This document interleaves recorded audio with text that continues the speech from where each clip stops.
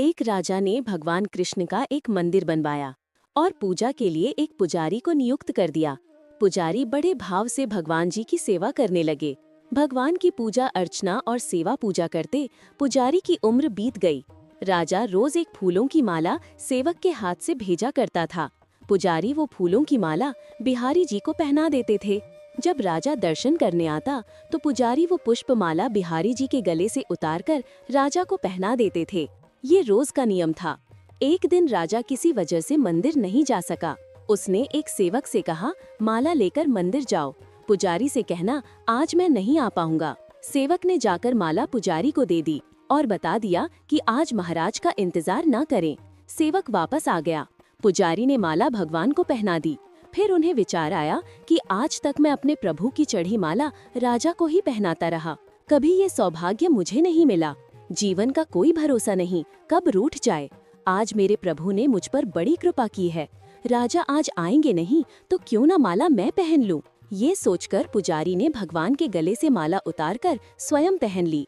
इतने में सेवक आया और उसने बताया कि राजा की सवारी बस मंदिर में पहुंचने ही वाली है। ये सुनकर पुजारी कांप गए। उन्होंने सोचा, अगर राजा ने माला मेरे गले में देख ली तो मुझ पर क्रोधित होंगे। इस भय से उन्होंने अपने गले से माला उतारकर भगवान को फिर से पहना दी। जैसे ही राजा दर्शन को आया तो पुजारी ने नियमानुसार फिर से वो माला उतारकर राजा के गले में पहना दी। माला पहना रहे थे तभी राजा को माला में एक सफेद बाल दिखा। राजा को सारा माजरा समझ गया कि पुजारी ने माला स्वयं पहन ली थी और फिर निकालकर वापस डाल दी होगी। पुजारी ऐसा छल करता है, ये सोचकर राजा को बहुत गुस्सा आया। उसने पुजारी जी से पूछा, पुजारी जी ये सफेद बाल किसका है? पुजारी को लगा कि राजा दंड दे देंगे, इसलिए जान छुड़ाने के लिए पुजारी ने कहा, महाराज ये सफेद बाल तो भगवान का है। अब तो राजा गुस्से से आग बबूला हो गया कि ये पुजारी झूठ पर झूठ बोले जा रहा है। भला भगवान के बाल भी कहीं सफेद होते हैं? राजा ने कहा, पुजारी अगर ये सफेद बाल भगवान का है तो सुबह श्रृंगार के समय मैं आऊंगा और देखूंगा कि प्रभु के बाल सफेद हैं या काले। अगर भगवान के बाल काले निकले तो आपको फांसी हो जाएगी। राजा हुक्म सुनाकर चला गया। आप पुजारी रोकर प्रभु से विनती करने लगे, प्रभु मैं जानता हूँ आपके सम्मुख मैंने झूठ बोलने का अपराध किया। अपने गले में डाली माला पुनः आपको पहना दी। आपकी सेवा करते करते वृद्ध हो गया। ये लालसा ही रही कि कभी आपको चढ़ी माला पहनने का सौभाग्य मिले। इसी लोभ में ये सब अपराध हुआ। मेरे ठाकुर जी पहली बार ये लोभ हुआ और ऐसी विपत्ति आ पड़ी है। मेरे नाथ अब नहीं होगा ऐसा अपराध, अब आप ही बचाइए, नहीं तो कल सुबह मुझे फांसी पर चढ़ा दिया जाएगा।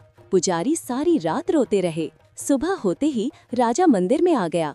उसने कहा कि आज प्रभु का श्रृंगार वो स्वयं करेगा। इतना कहकर राजा ने जैसे ही भगवान का मुकुट हटाया तो हैरान रह गया। भगवान के सारे बाल सफेद थे। राजा को लगा पुजारी ने जान बचाने के लिए भगवान के बाल रंग दिए होंगे। गुस्से से तमतमाते हुए उसने बाल की जांच करनी चाहिए। बाल असली हैं या नकली, ये समझने के लिए उसने जैसे ही भगवान के बाल तोड़े, भगवान के सिर से खून की धार बहने लगी।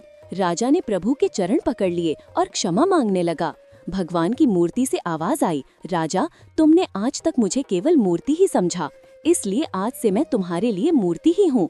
पुजारी मुझे साक्षात भगवान समझते हैं।